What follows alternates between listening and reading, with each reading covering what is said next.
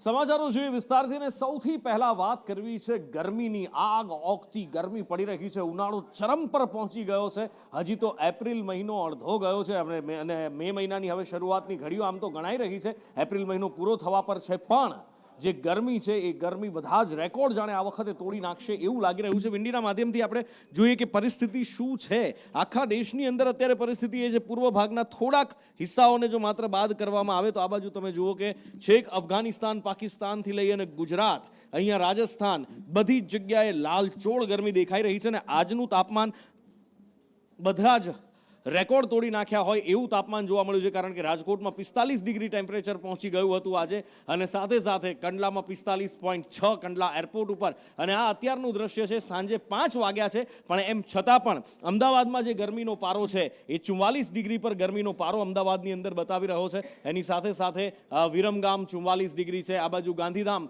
દરિયા કિનારે વસેલું છે, પણ એમ છતાં પણ કચ્છની ખાડીમાં પણ તો પણ 40 ડિગ્રી છે। આ બાજુ તમે સુરતમાં નીચે જુઓ તો સુરતમાં થોડી રાહત છે, પણ ત્યાં ભેજ ભળેલો છે, 33 ડિગ્રી। વડોદરા 42 ડિગ્રી છે, આ બાજુ રાજકોટ 40 ડિગ્રી અત્યારે પહોંચ્યું છે, પણ બપોરે 45 ડિગ્રી સુધી પહોંચી ગયું હતું ઉત્તર ગુજરાતમાં પાલનપુર। અને આવનારા સમયની અંદર આ પારો ક્યાં પહોંચી શકે છે, વિંડીનું અનુમાન શું કહે છે એ પણ આપણે બતાવવું છે। આવતીકાલે ગરમીના રેકોર્ડ તૂટવાની શક્યતા છે, કારણ કે ગરમીનો પ્રકોપ આવનારા દિવસોમાં વધવાની હવામાન વિભાગની આગાહી છે। અમદાવાદમાં 44 ડિગ્રી જઈ શકે, સુરેન્દ્રનગર 44 ડિગ્રી, રાજકોટ 43 ડિગ્રીનું અનુમાન છે। એની સાથે સાથે મહેસાણા 42 ડિગ્રી, પાલનપુર 42 ડિગ્રીનું અનુમાન છે। આ બાજુ કચ્છમાં ખાવડામાં 42 ડિગ્રી, એની સાથે સાથે કચ્છના અલગ અલગ ભાગોની અંદર પણ કેટલાક ભાગો છે, રાપર ને એમાં 44 ડિગ્રીની આસપાસ જઈ શકે છે, અદેસરમાં 45 ડિગ્રીની આસપાસ જઈ શકે છે।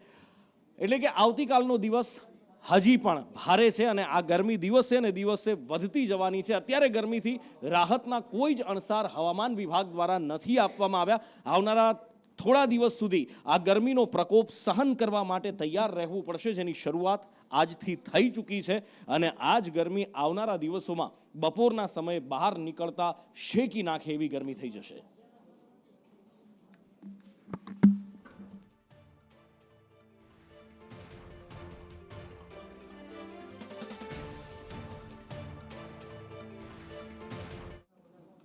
અને હવે વાત કરવી છે દેશના બદલાની, કારણ કે દેશ બદલો માંગી રહ્યો છે। આખા દેશમાં આક્રોશ છે। પહેલગામમાં જ્યારથી હુમલો થયો છે દરરોજ વિરોધ પ્રદર્શન થઈ રહ્યા છે ક્યાંક, અને ક્યાંક માંગણી થઈ રહી છે કે હવે પાકિસ્તાનનો ફૂલ એન્ડ ફાઇનલ હિસાબ થવો જોઈએ, અને એની તૈયારીઓ પૂરજોશમાં ચાલી રહી છે। વડાપ્રધાન નરેન્દ્ર મોદી અને સંરક્ષણ મંત્રી રાજનાથ સિંહ વચ્ચે એક મહત્વપૂર્ણ બેઠક આજે મળી છે। 40 થી 45 મિનિટ સુધી આ બેઠક મળી છે। આ બાજુ પાકિસ્તાનની અવળચંડાઈ પણ શરૂ થઈ ચૂકી છે। સ્વાભાવિક છે, પાકિસ્તાનની જમીન ખૂટી ગઈ છે, પાકિસ્તાનને દિવસે તારા દેખાઈ રહ્યા છે, પાકિસ્તાનને પરસેવો વળી ગયો છે, પાકિસ્તાન થથરી રહ્યું છે, અને એ અસર એલઓસી પર દેખાઈ રહી છે। બેફામ ફાયરિંગ કરી રહ્યું છે, સીઝ ફાયરનું ઉલ્લંઘન કરી રહ્યું છે, અને સામે સેના પણ વળતો જડબાતોડ જવાબ આપી રહી છે। ભારતે 16 યુટ્યુબ ચેનલ પાકિસ્તાનની બેન કરી દીધી છે। એની સાથે સાથે પાકિસ્તાનીઓને હાંકી કાઢવામાં આવ્યા છે। પહેલું અલ્ટિમેટમ આજે પૂરું થયું છે, બીજું અલ્ટિમેટમ આવતીકાલે છે, અને જો હજી પણ પાકિસ્તાની નહીં જાય ને પકડાશે તો 3 વર્ષની સજા, 3 લાખના દંડની જોગવાઈ છે। સુરક્ષા દેશની અંદર જે પણ મંદિરો છે કે પછી સંવેદનશીલ વિસ્તારો છે ત્યાં વધારી દેવામાં આવી છે, ને આ બધા વચ્ચે 26 મરીન રાફેલ માટે 63,000 કરોડની ડીલ થઈ ચૂકી છે, જે પરમાણુ વહન કરી શકે છે। કેવી તૈયારીઓ છે આ વળતો જવાબ આપવાની, કેવી તૈયારી છે દેશની અને કેવી તૈયારી છે સરકાર અને સેનાની, જાણીએ અજય પાસેથી।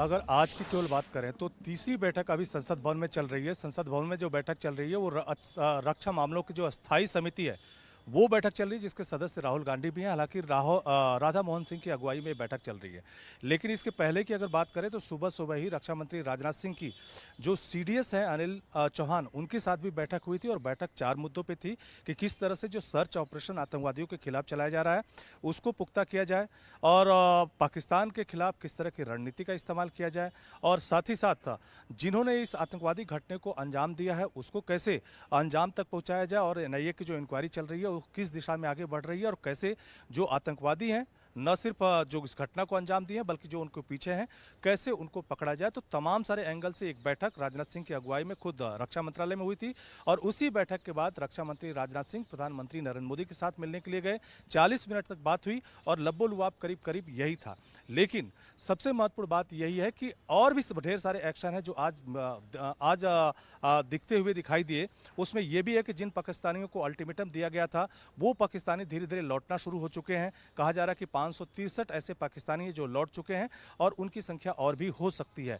इसके अलावा राफेल डील, जिसको कह सकते हैं कि भारत का एक भरोसा कहा जा रहा है कि जब भी किसी भी देश से युद्ध होगा तो भारत की मारक क्षमता बढ़ाने में इनका सबसे बड़ा रोल है। लेकिन आज जो 26 राफेल की डील फ्रांस के साथ हुई है वो बेसिकली मरीन के लिए खास खासियत रखते हैं, जो न सिर्फ मरीन से लैंड पे हमला कर सकते हैं बल्कि हर तरह का मुंह तोड़ समुद्र में रह के जवाब दे सकते हैं। तो ये भी एक डील हुई। लेकिन महत्वपूर्ण बात यह है कि पहलगाम हमले के बाद भारत की तरफ से एक के बाद एक लगातार एक्शन लिए जा रहे हैं।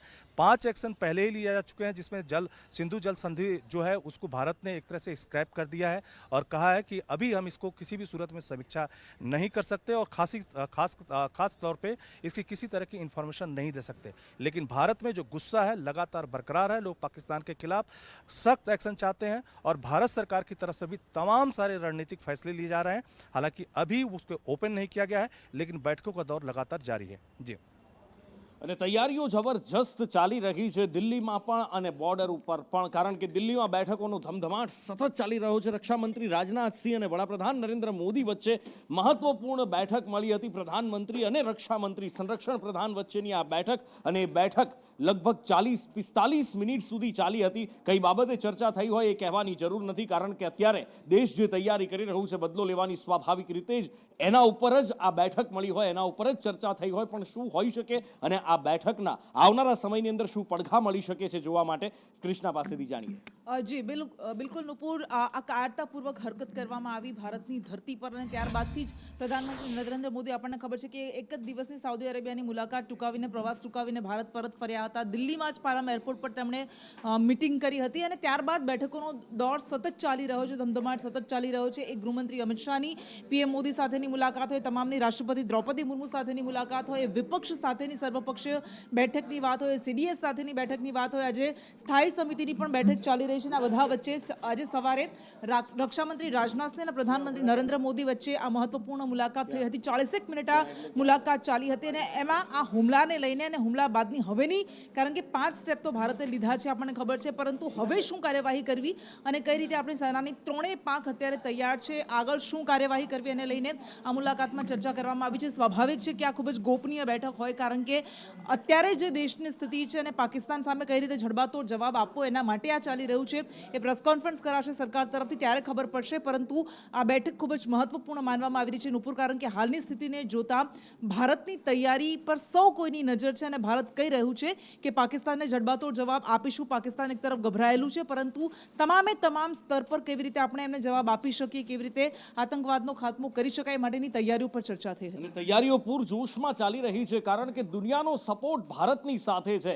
દુનિયા ભારતની સાથે ઊભી છે, પછી એ કોઈ પણ દેશ કેમ ના હોય. આતંકવાદ સામે લડવા માટે ખભાથી ખભો મિલાવીને ભારતની સાથે દુનિયા ઊભી છે, કારણ કે લોકો જાણે છે કે આતંકવાદનો ખાત્મો ભારતે જે રીતે ભૂતકાળમાં બોલાવ્યો છે એ કદાચ બીજું કોઈ દેશ કરી શકે કે કેમ. કેટલાક ગણ્યા ગાંઠ્યા મુઠ્ઠીભર દેશો છે જે આતંકની સામે આટલી મજબૂતાઈથી લડ્યા છે. ઉરીમાં જે થયું એ પછી સર્જિકલ સ્ટ્રાઇક, પુલવામા પછી એર સ્ટ્રાઇક, પાકિસ્તાન પીઓકેમાં ઘૂસીને, પાકિસ્તાન ઓક્યુપાઈડ કાશ્મીરમાં ઘૂસીને આતંકવાદીઓને કચડીને માર્યા છે, એમને બોમ્બથી ઉડાડીને માર્યા છે, રોકેટ લોન્ચરથી માર્યા છે, અને આપણા સૈનિકોએ એમના ગળા કાપીને માર્યા છે. અને એટલે જ પાકિસ્તાનમાં અત્યારે ભય અને ફફડાટ છે. અને કેવો ભય, કેવો ફફડાટ, કેવું ધ્રુજી રહ્યું છે પાકિસ્તાન અને શું હવાતિયા મારી રહ્યું છે, પિનાકભાઈ પાસેથી જાણીએ.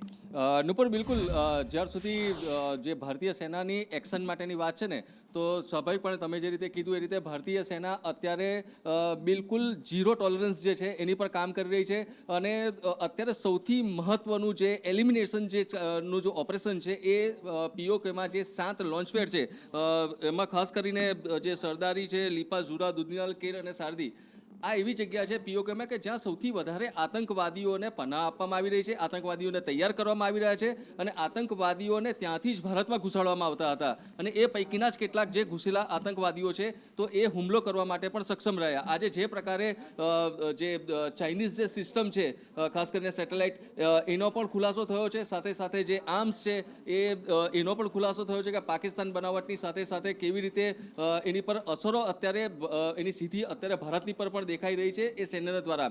ભારતે એટલા માટે જ આતંકવાદીઓનું ગળું દબાવવા માટે બિલકુલ એક ટેકનિક એ જ યુઝ કરી રહી છે અત્યારે કે પીઓકેમાં જે આ શાંત લોન્ચ પેડ છે એને બિલકુલ એને ટાર્ગેટ પર લીધા છે અને એનાથી જે ફફડાટ જે ફેલાયો છે એની સીધી અસર એ રહી છે અત્યારે કે જે પાકિસ્તાન સેના છે એ પાકિસ્તાન સેના પોતાના જે ફાઇટર જેટ છે એમાંથી આતંકવાદીઓને ત્યાંથી ખસેડી રહી છે કે જેથી કરીને જે ભૂતકાળમાં જ્યારે પણ બાલાકોટ એર સ્ટ્રાઇક થઈ હતી એ સમયગાળા દરમિયાન સૌથી વધારે 500 કરતાં વધારે જે આતંકવાદીઓનો એક સાથે સફાયો થઈ ગયો હતો એ અત્યારના તબક્કે જેશ હોય કે લશ્કરે તૈયબા હોય કે એની સાથેના જેટલા બી જે સંકળાયેલા જે નાના જે એટલા પણ સ્લીપર સેલ છે એને પોસાય એવું નથી અને એટલા માટે ભારતીય સેનાથી જ ડરીને એક આ તબક્કાની જે અત્યારે જે કાર્યવાહી છે એ ભારતીય સેના કરી રહી છે.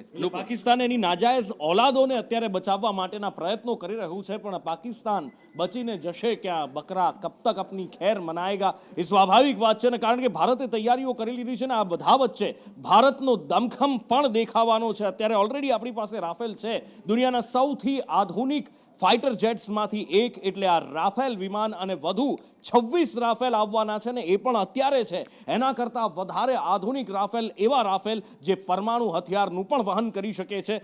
60,000 કરોડ કરતાં વધારેની ડીલ થઈ છે. મનીષ મારી સાથે છે.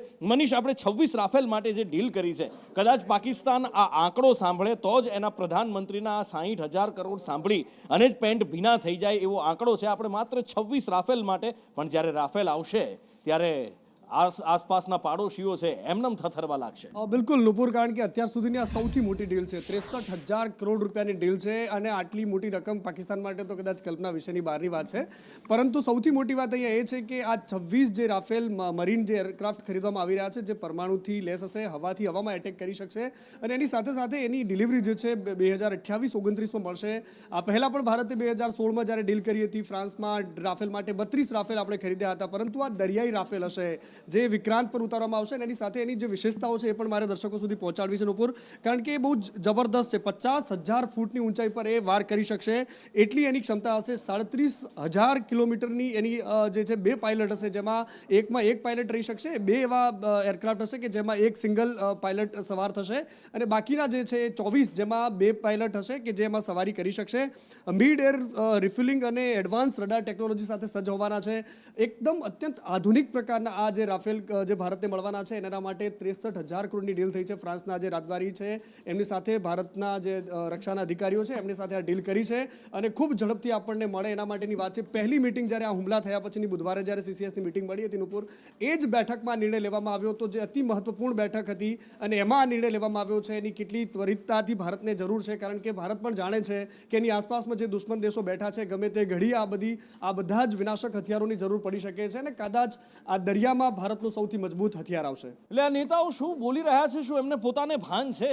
આતંકવાદીઓની તરફેણ કરી રહ્યા છે આ નેતા અને એટલા માટે જ કોંગ્રેસ હાઈકમાન્ડ પણ નારાજ થયું છે અને સ્પષ્ટ આદેશ આપવામાં આવ્યા છે આવા બફાટિયા નેતાઓને કે બોલતા ના આવડે તો મોઢામાં જીભ નાખીને ચૂપચાપ બેસી જાઓ, પણ બફાટ ન કરશો. ધવલ પાસેથી જાણીએ.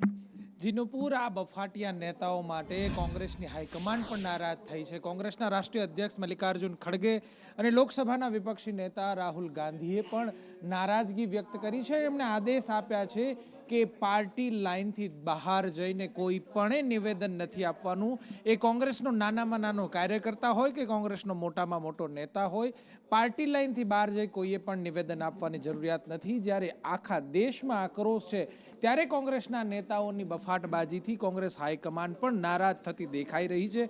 જોકે મહત્વની વાત છે કે આ રાજનેતાઓને કેન્દ્ર સરકાર પર પ્રહાર કરવા માટેનો સમય મળી ગયો હોય એવી રીતે બફાટ કરી રહ્યા છે. જી, પાકિસ્તાનીઓને ભારત છોડવા માટેનું અલ્ટિમેટમ આપવામાં આવ્યું હતું. આજે પહેલું અલ્ટિમેટમ પૂરું થયું છે અને આવતીકાલે બીજું અલ્ટિમેટમ છે. મોટી સંખ્યામાં અહીંયા જે પણ પાકિસ્તાનીઓ આવ્યા હતા શોર્ટ ટર્મ કે લોંગ ટર્મ વિઝા ઉપર, એ અત્યારે ભારત છોડી અને પરત જઈ રહ્યા છે. વાઘા અટારી બોર્ડર ઉપર અત્યારે લાંબી લાઈનો લાગેલી છે કે જ્યાંથી લોકો પાકિસ્તાન પાછા જઈ રહ્યા છે. 537 લોકો અત્યાર સુધીમાં પાકિસ્તાન પરત ફર્યા છે અને 3 દિવસમાં 850 નાગરિકોએ ભારત છોડ્યું છે, પાકિસ્તાનથી ભારત પરત આવ્યા છે, માફ કરશો. અને 500થી વધારે લોકોએ અત્યારે સુધીમાં ભારત છોડી દીધું છે. આ છેલ્લું અલ્ટિમેટમ આવતીકાલનું છે ને જો આવતીકાલના અલ્ટિમેટમ બાદ પણ કોઈ પાકિસ્તાની ભારતમાંથી પકડાશે તો એની સામે કડક કાર્યવાહી કરવામાં આવશે. 12-15 दिन हुआ होगा. तो वापस क्यों जा रहे हो? वापस तो भेज रहे हैं वापस. क्यों ये जो हुआ है श्रीनगर में हालात गलत हुए, क्या हुआ? ये गलत तो होता ही है, गलत है. गलत को गलत बोलना चाहिए. बस इंसानियत होनी चाहिए. बस मैं तो ये जानता हूँ, इंसानियत. मैं हूँ, आप है, कोई भी हो, इंसानियत छोड़ना नहीं चाहिए. बाकी जो होता है होने तो अपने को क्या है, ये ना भाई साहब. मगर 13 साल बाद आई हैं सर मैं. मुझे भी बहुत अफसोस है जिनका गया है, जाहिर सी बात है, ठीक है, मगर मेरे बच्चों को संभालने वाला कोई नहीं है. मेरे से बस यही इल्तिजा है अगर मैं इनके साथ चल जाऊं, क्योंकि इनके देखभाल करने वाला कोई भी नहीं है. मेरा शौहर जो है वो पेशेंट है, ठीक है, गुर्दों का, उनकी खुद तबीयत खराब रहती है. जो हालात हुए जो मारे गए, क्या कहना चाहिए? हमें भी बहुत अफसोस है, गलत हुआ, अच्छा नहीं हुआ उनके साथ में. ન માત્ર પાકિસ્તાની નાગરિકો પણ બાંગ્લાદેશી ઘૂસણખોરો સામે પણ ગુજરાતમાં કડક કાર્યવાહી કરવામાં આવી રહી છે. ચંડોળામાંથી અમદાવાદમાંથી 890થી વધારે ગેરકાયદેસર વસતા બાંગ્લાદેશીઓને ઝડપી પાડવામાં આવ્યા. રાજકોટમાંથી પણ ઝડપી પાડવામાં આવ્યા અને એ જ રીતે છેલ્લા 3 દિવસથી સુરતમાં કાર્યવાહી થઈ રહી છે. સુરતમાંથી એ બાંગ્લાદેશીઓને ઝડપવામાં આવી રહ્યા છે. અત્યાર સુધીમાં 1000 શંકાસ્પદોને આખા દક્ષિણ ગુજરાતમાંથી ડિટેઇન કરવામાં આવ્યા છે. આઝમ પાસેથી વધુ વિગતે જાણીએ. આઝમ.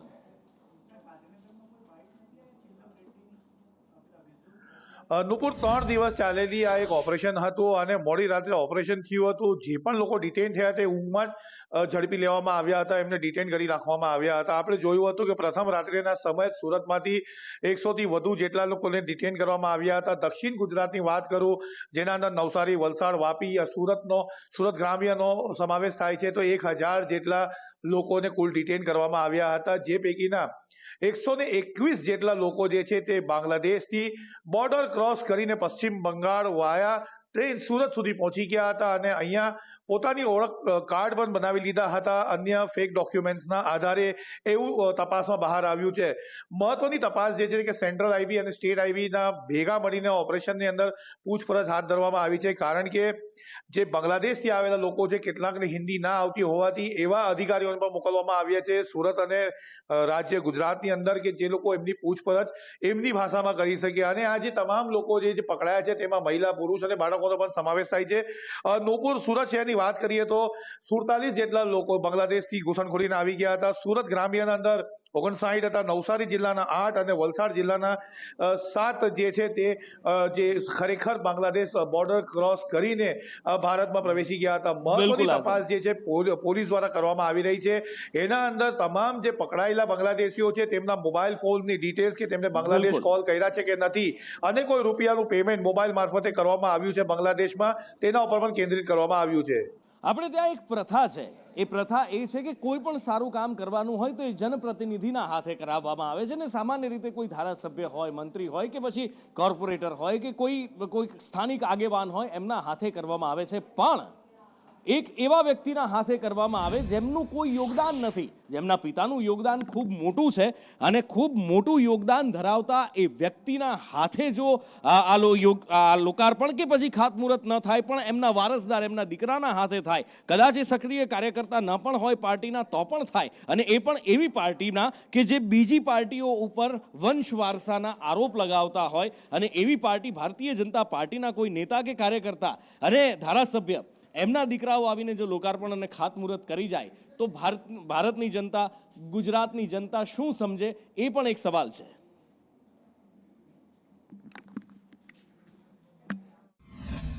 એ દિવસ એ કામનો કાર્યક્રમ હતો ગામના જેણે જમીન આપી છે એમણે જ ખાતમુહૂર્ત કર્યું છે, પણ દીકરો એ અમે એમને બધા લોકોએ ગામવાળાએ ભેગા થઈને પૂજન સમારંભનો કાર્યક્રમ રાખ્યો હતો અને તેની હાજરી હતી. વાસ્તવમાં તમે જોતા હશો ફોટો તો ખબર પડશે કે બીજા બધા વડીલોએ ભેગા બેસીને જ આ ખાતમુહૂર્ત કર્યું છે, પણ એની હાજરી છે એટલે એક આ વિષય છે, પણ મેં ખેલદિલી વ્યક્ત કરી છે. હવે એ બાબતમાં બીજું તો કંઈ હતું જ નહીં અને એવું કોઈ ઈરાદાસરનો પણ કાર્યક્રમ નહોતો, પણ ગામના લોકોએ સહજ રીતે પેલું ભોજન સાથેનો કાર્યક્રમ હતો, આમંત્રણ બધાને હતું. મને એમને ફોન કરેલો કે ભીખાભાઈ ક્યાં છો, તમારો પ્રોગ્રામ પત્યો? મેં કીધું કે મારો જો પ્રોગ્રામ પત્યો નથી તો તમને ટાઈમ હોય તો આવો. એટલે ત્યાં મારા ગામડે આવેલા. હવે હું હતો સ્કૂલમાં, એટલે મને પાછો ફોન કર્યો કે ક્યાં છો? મેં કીધું સ્કૂલમાં છો. આવો. સ્કૂલમાં આવ્યા એટલે બધાએ જોયા કે આ તો ધારાસભ્યના સાહેબના દીકરા છે, કે ચલો એમને બોલાવો. એમનું સ્વાગત કર્યું. સ્વાગત કર્યા પછી અમે અમારી સાથે એમને પણ બેસાડ્યા. એમાં કંઈ એવું નહોતું કે એમના દીકરા દ્વારા જ કરવું, પણ આવ્યા હતા તો અમે બેસાડ્યા છે અને સંજોગો વસાત આવ્યા હતા. એવો કોઈ ઇન્ટરેસ્ટ નહોતો કે ડાયરેક્ટ આપણે એમને બોલાવી લઈએ. એટલે અત્યારે હવે ક્યાં શું કેવી રીતે જમીન બચાવવી એના પ્રયત્નો થઈ રહ્યા છે. આવું જ આણંદમાં પણ થયું છે, કારણ કે ગોવિંદભાઈ ધારાસભ્ય છે અને એમના પુત્ર દ્વારા નંદઘરનું લોકાર્પણ કરી દેવામાં આવ્યું. હવે અત્યાર સુધી ધારાસભ્યના હાથે જ આ બધું થતું હોય, પણ અચાનક એમના દીકરાઓ જો આવું બધું કરવા માંડે તો સ્વાભાવિક રીતે લોકોને નવાઈ લાગે. આ ફોટા અને વિડીયો વાયરલ થવા લાગ્યા અને ગોવિંદભાઈને ગુસ્સો આવી ગયો. એવો ગુસ્સો આવ્યો કે એમણે બધાની ઝાટકણી કાઢી નાખી કે ભાઈ તબિયત સારી નહોતી, ના જઈ શક્યો. તો એમાં શું થઈ ગયું, શું કહે છે ધારાસભ્યશ્રી, એ જુઓ. અમારે પાર્ટીમાં બે જૂથ રહેવાનો. અમે વાળા કોઈ કામ કરતા હોય તો અમે કોઈ નડતા નથી કોઈને, પણ અમે જ્યારે સારું કામ કરતા હોય તો લોકોનું અખમ આવતું હોય એટલે આવું કરતા રહેવાના. એથી અમને તો કોઈ નુકસાન કોઈ છે નહીં. લોકોને ખબર છે અમે કામ કરીએ જ છીએ. વિસ્તારમાં કરોડો રૂપિયાના કામ કર્યા છે અમે, અને હજુ કરોડોના કામ કરવાના બાકી એ તો કરી દઈશું. અને મારી તબિયત નાજુક હોય એટલા માટે મારો દીકરો કામ કરે છે પાર્ટીનું, પાર્ટી વાળાને બોલાવે છે. એ તો સૈયદપુરા આંગણવાડીનો પ્રોગ્રામ હતો અને સૈયદપુરાનું લોકાર્પણ હતું એટલા મારો દીકરો ગયો, કાર્યકરો બોલાવ્યો. એટલે સ્વાભાવિક રીતે નેતાઓ ઉદ્ઘાટન કરે ત્યાં સુધી બરાબર છે, ધારાસભ્ય છે, માન્યું જનપ્રતિનિધિ છે, એ લોકાર્પણ કરે, ઉદ્ઘાટન કરે, વિકાસના કામ લોકોને આપવાની એમની ફરજ છે, એમની ગ્રાન્ટમાંથી થતું હોય છે. પણ એમના વારસદારો આવે ત્યારે નવાઈ લાગે. મનીષ મારી સાથે છે. મનીષ, ભારતીય જનતા પાર્ટીના આ ધારાસભ્યો છે અને ભારતીય જનતા પાર્ટી બીજી પાર્ટીઓ ઉપર જ્યારે આરોપ લગાવતી હોય અને એમની જ પાર્ટીના ધારાસભ્યના દીકરાઓ આવીને લોકાર્પણ કરતા હોય તો આમાં કદાચ કોઈને પૂછીએ તો જવાબ આપવા જેવું કંઈ રહેતું નથી. બિલકુલ નુપુર, એક હિન્દી ફિલ્મનું ગીત છે, તું નથી તો તારો ફોટો પણ ચાલશે, પરંતુ અહીંયા એવું છે કે હું નથી તો મારો દીકરો પણ ચાલશે. આ પ્રકારની વ્યથા પ્રથા બધું જ ચાલે છે, કારણ કે આપણે જોઈએ છે ગ્રામ પંચાયતની ચૂંટણી હોય કે પછી નગરપાલિકામાં કે પછી ધારાસભ્ય કે સાંસદ, મહિલા ચૂંટાય છે તો એમના દીકરા કે એમના પતિ રાજ કરતા હોય, પરંતુ જ્યારે પુરુષ ચૂંટાય છે અને પોતાનો પુત્ર પ્રેમ કેવી રીતે વ્યક્ત કરવો, આપણે જોયું છે ઇતિહાસમાં કેવી રીતે કોઈ રાજાઓ પોતાના દીકરા માટે યુદ્ધ લડતા હતા. અહીંયા યુદ્ધ નથી લડવાનું, એના દીકરાની જે માન મોભો જળવાવો જોઈએ એ પ્રકારે નેતાઓ એમને આગળ ધરતા હોય છે. એવા કેટલાય કિસ્સામાં નુપુર મેં મારી સગી આંખે પણ જોયા છે કે જો ધારાસભ્ય નથી તો એ મહિલા ધારાસભ્ય તો એના પતિદેવ ખુરશી પર બેઠા હોય, એ જ રિબિન કાપતા હોય, એ જ તમામ કાર્યક્રમોમાં હાજરી આપતા હોય અને જે લોકો વચ્ચે જાય છે એમને પણ ધારાસભ્ય તરીકે જ એ લોકોને જોતા હોય છે. આ કોઈ નવી વાત નથી, પરંતુ જ્યારે આ પ્રકારની વાત સામે આવે છે, સોશિયલ મીડિયામાં આ બધું ફરતું થાય છે અને આ બંને ધારાસભ્યો રમણભાઈથી લઈને ગોવિંદ પરમાર, આ બંને લોકો જ્યારે સ્પષ્ટીકરણ કરે છે તો એ પણ બહુ જ હાસ્યાસ્પદ છે કે મારી તબિયત સારી નથી, એમાં શું થઈ ગયું, હું ન ગયો મારો દીકરો ગયો તો શું થઈ ગયું. પરંતુ આ લોકતંત્ર છે, જેને ચૂંટો છે એ જ જવું જોઈએ. આમાં તમારી પેઢી નથી, આ વારસાઈ તમારો કાર્યક્રમ નથી, તમારો પારિવારિક કાર્યક્રમ નથી. જ્યારે ચૂંટાયેલા નેતા છો, જો તમને લોકો વોટ આપીને મોકલે છે તો જો તમારામાં ત્રેવડ ન હોય ઉદ્ઘાટન કરવા જવાની તો તમારે કાર્યક્રમમાં ન જવું જોઈએ, પરંતુ તમારા પ્રતિનિધિ તરીકે તમારા દીકરા કે તમારી પુત્રવધુ કે તમારી પત્નીને મોકલો છો તો એ વસ્તુ ખોટી છે, કારણ કે આ લોકશાહીમાં જીવીએ છીએ. નુપુર, બિલકુલ. અને આગળ વાત કરવી છે લોકોની એક એવી ચિંતા કે માથે આભ અને નીચે ધરતી છે.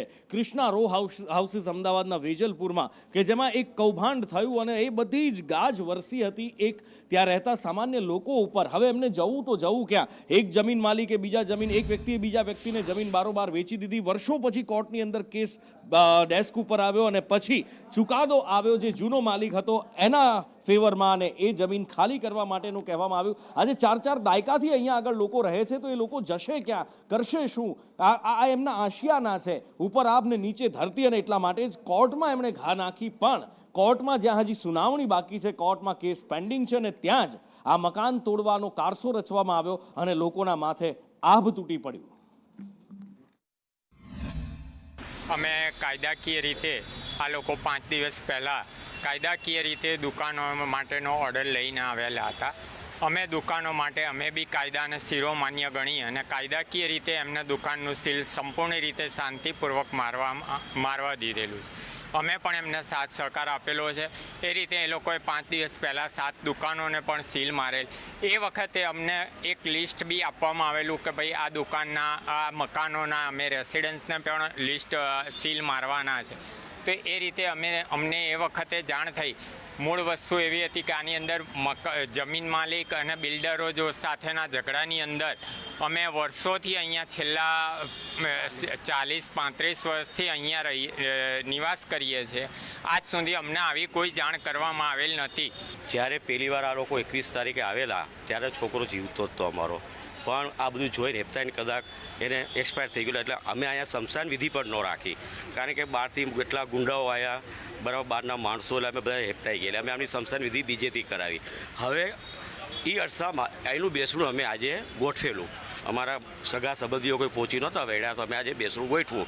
આ બેસણું છે અમારે, બરાબર. તો આજે પણ કંઈક કોર્ટે હુકમ આપ્યો કે આ બધાના તાળા તોડી નાખો અને કબજો લઈ લો, બરાબર. હવે જે મકાને અવસાન થયું છે ત્યાં જ તાળું તોડી નાખ્યું. એ લોકો હાજર નથી. અમે લોકો અમારી અપીલ કરવા માટે બધા કોર્ટમાં ગયા છે, બરાબર. ત્યાંથી જે કોઈ ઓર્ડર કે ચુકાદો અમારી ઉપર આવ્યો નથી. તો આ લોકો બળજબરીથી અમારા ઘરના તાળા તોડી લોક મારે છે. તો અમારે શું કરવું?